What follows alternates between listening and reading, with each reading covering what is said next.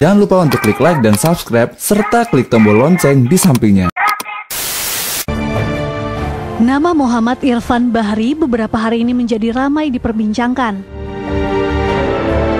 Santri salah satu pondok pesantren di Madura ini sepertinya tidak menyangka jika liburannya ke Bekasi untuk melaksanakan Ramadan bersama keluarga pamannya akan menyisakan cerita menegangkan.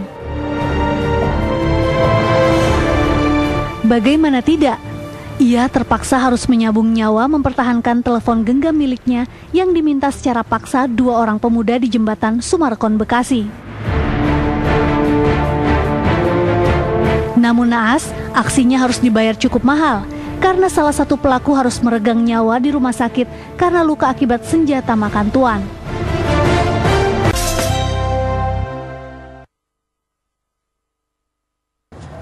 Anda kembali di Apa Kabar Indonesia Malam pemirsa. Nah, Mas Irfan ternyata memang punya kemampuan untuk bela diri ya. Seberapa sering waktu di pondok pesantren belajar bela diri? Ya, kalau udah jam libur gitu, setiap Selasa Jumat saya sempetin buat latihan gitu. Irfan kok berani gitu loh?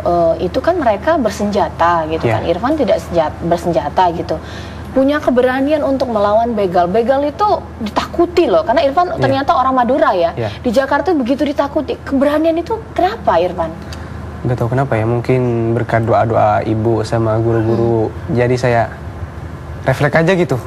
Ketika dia angkat celurit, yang bajok saya, udah saya refleks gerak gitu. Dapat penghargaan juga dari kepolisian karena aksi membela diri sendiri ya dengan perampokan dan juga begal. Bisa tolong tunjukkan dong Irfan? Ya, boleh tunjukkan ke depan. Nah, ini penghargaan dari apa ya? Penghargaan dari Resor Metro Bekasi Kota. Apa yang dikatakan oleh Kapolres ya di sana ya kepada Irfan? Katanya Pak Polisi itu hebat, kamu nyalinya bagus katanya, selamat, itu aja. Baik. Nah Irfan, apa kira-kira pesannya Irfan terhadap anak muda yang kadang takut gitu melawan aksi perampokan atau begal ini?